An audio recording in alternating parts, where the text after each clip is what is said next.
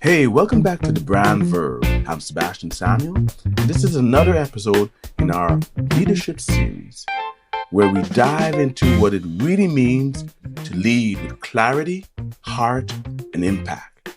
Today, we're talking about something that might sound soft, but it's actually one of the strongest leadership tools you can develop: empathy. That's right, leading with empathy. This isn't just a nice to have. In the now and beyond, it's essential.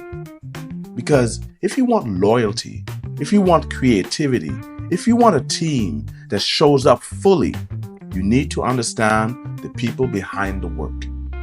Let's get into how leading with empathy doesn't just make you a better person. It makes your brand stronger, your culture healthier, and your business smarter. Here's my first myth we need to break. Empathy is not weakness. It's not about being overly emotional or letting everyone do whatever they want. Empathy is about understanding what your team is feeling, what they're experiencing, and how those emotions are impacting their work, their creativity, and their sense of belonging. And the best part, when people feel seen and understood, they show up with more energy, more loyalty, and more innovation. So if you think leading with empathy is soft, you're missing the business advantage. Let's talk about why empathy works on a practical level. When your team feels like they're just cogs in the machine, they clock in, do the bare minimum, and check out. But when they feel understood, they feel invested, they care, they stay. Because now it's not just a job, it's the place they feel connected to. Empathy creates psychological safety. That's a fancy way of saying people aren't scared to speak up.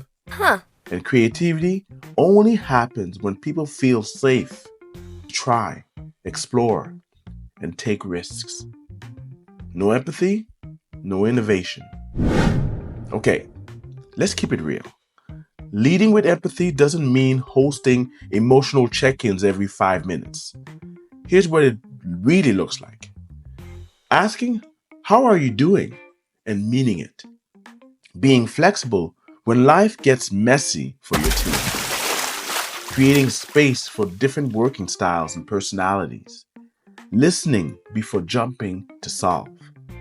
Holding people accountable with compassion. It's the tone you use.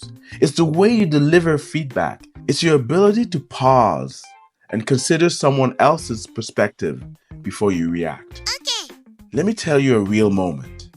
A while back, someone I worked with, super talented, always reliable, started slipping. Late responses, missed deliverables. I was ready to go into problem-solving mode, but something told me to stop and just ask, hey, what's going on? That one question opened the door. They were dealing with personal stuff, heavy stuff, and felt too scared to bring it up. After we talked, I adjusted the expectations, gave them space. Not only did they bounce back, they came back stronger, more committed, and more loyal. That's the ripple effect of empathetic leadership. It's not about saving people, it's about seeing people. If you're wondering, okay, Sab, this all sounds great, but where do I start? Here are 4 moves you can make right now to lead with empathy. 1. Pause before you react. Slow your response. Ask yourself, what's really going on here? 2. Ask open-ended questions. Try, what support would be helpful right now? Instead of, why didn't you get this done? 3. Create space for feedback without punishment. Make it safe for your team to tell you the truth. 4. Remember, people aren't machines. They're human. Treat them like it. Lead them like it. Let's connect it to branding because, I always bring it back. Your internal culture is your external brand. The way you treat your team, it spills into the way your team treats your clients. It shows in your content. It's felt in your customer experience. Empathy is brand energy, and people can feel it, even through a screen. So if you want your brand to stand for trust, connection, and humanity, you have to lead with those things behind the scenes too. So finally, empathy is one of the most powerful leadership tools you will ever use. It creates loyalty, it sparks creativity, it builds trust, and it makes your brand actually feel human. So here's what I want you to ask yourself. Am I listening or just reacting? Am I creating space or just enforcing structure? Am I leading from connection or just control? If this hits home, share this episode with a leader you respect or someone who's learning to lead. And of course, hit that subscribe button so you don't miss the next drop in our leadership series.